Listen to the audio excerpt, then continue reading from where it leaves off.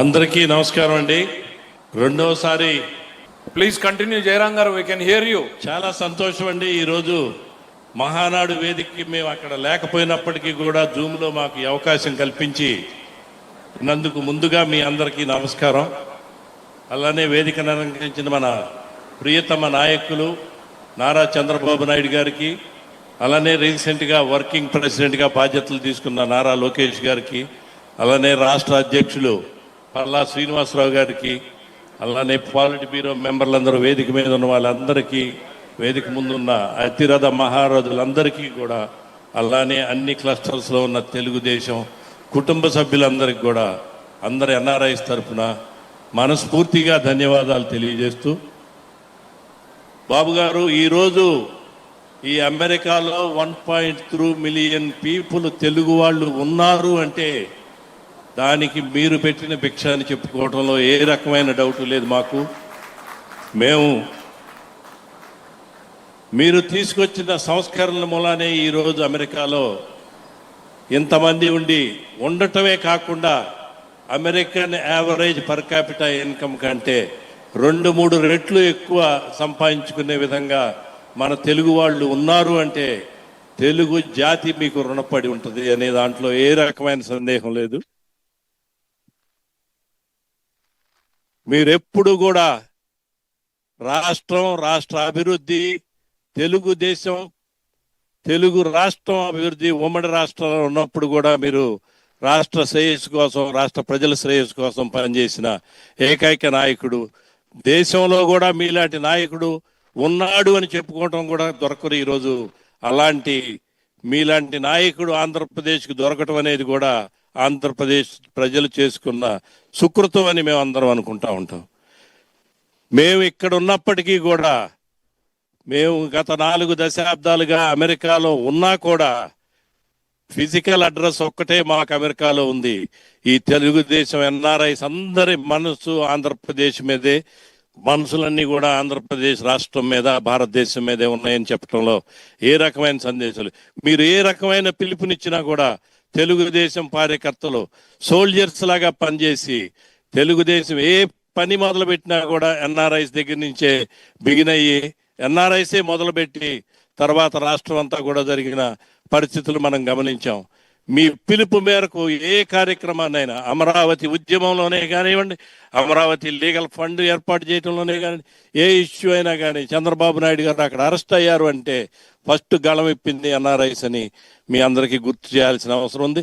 ఎప్పుడు కూడా తెలుగుదేశం పార్టీకి ఆంధ్రప్రదేశ్లో ఉన్న ఎన్ఆర్ఐస్, తెలుగుదేశం కార్యకర్తలు ఎంత ముఖ్యమో ఎన్ఆర్ఐ టీడీపీ కార్యకర్తలు కూడా అంతే ముఖ్యం. ఒక విషయం చెప్పాలి మీకు, మీరందరూ తెలుగుదేశం పార్టీ చేసుకున్న అదృష్టం 24 గంటలు కూడా పార్టీ గురించి ఆలోచించేవారు. మీరు నిద్రపోయేటప్పుడు కూడా మేమందరం అమెరికాలో ఉండి తెలుగుదేశం పార్టీ శ్రేయస్సు, రాష్ట్ర అభివృద్ధి గురించి ఆలోచించే వ్యక్తులు మనం అందరం ఇక్కడ ఉన్నామంటే మేమందరం కూడా గర్వపడుతున్నాం. ఈ నాయకత్వానికి, అన్నగారు స్థాపించిన సమాజమే దేవాలయం, ప్రజలే దేవుళ్ళు అనే నినాదంతో స్థాపించిన ఈ పార్టీకి మీరు నాయకత్వం వహించి 40 సంవత్సరాలు దీన్ని ముందుకు తీసుకెళ్ళినందుకు మీకు సదా కృతజ్ఞం. అలానే తండ్రి, తాత అడుగుజాడల్లో నడుస్తూ యువగళం పేరుతో ప్రజల్లోకి వెళ్ళి ఒక నాయకుడిగా నిరూపించుకొని ఈరోజు రాష్ట్రాన్ని ముందుకు తీసుకెళ్లే విధంగా యువ నాయకుడు లోకేష్ గారు అవటం అనేది కూడా మా అందరికీ సంతోషం. మాకు ఏ రకమైన డౌట్ లేదు. రానున్న 40 సంవత్సరాలు కూడా లోకేష్ గారి నాయకత్వంలో తెలుగుదేశం పార్టీ జెండా రెపరెపలాడుతుంది అని చెప్పడంలో ఏ రకమైన సందేహం లేదు మాకు. మేమందరం కూడా పార్టీ కోసం సదా తెలుగుదేశం పార్టీకి ఉన్న అండగా, తెలుగుదేశం పార్టీకి కార్యకర్తలు, అలానే అమెరికాలో కూడా ఏ పార్టీకి లేనంత విధంగా ఈరోజు అమెరికాలో తెలుగుదేశం పార్టీకి, తెలుగుదేశం కుటుంబ సభ్యుల్లాగా మేమందరం ఉన్నాం.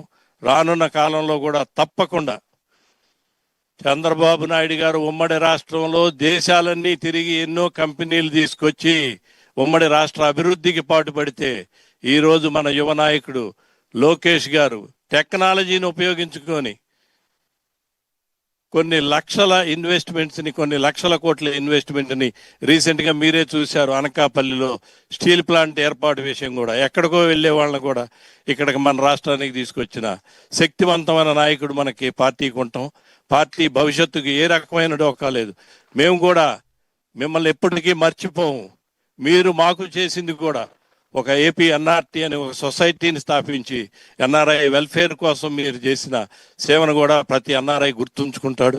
అలానే మాలో ఉన్న చాలా మందికి కూడా చట్టసభల్లో స్థానం కల్పించి ఈరోజు 5 శాసనసభ్యులు చట్టసభల్లో ఉన్నారు అంటే మీరు తెలుగుదేశం పార్టీ ఎన్ఆర్ఐస్కి ఇచ్చిన గౌరవం అని మేము భావిస్తూ ఉంటాం. అలానే ఈరోజు పెమ్మసాని చంద్రశేఖర్ గారు మాలో ఒకడైన, ఆయన కేంద్ర మంత్రిగా ఉండి, పార్లమెంట్ సభ్యుడిగా ఉండి కేంద్ర మంత్రిగా ఉండటం అంటే తెలుగుదేశం పార్టీకి ఒక్కరికే అది సాధ్యం. తెలుగుదేశం పార్టీ అలా ఎన్ఆర్ఐస్ని ఎప్పుడూ గుర్తుంచుకొని మమ్మల్ని ముందుకు నడిపిస్తుంది.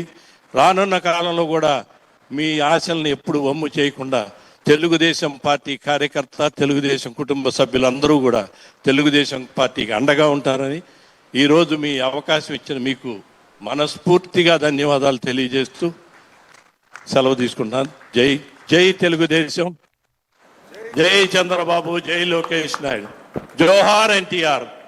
Thank you sir, thank you so much.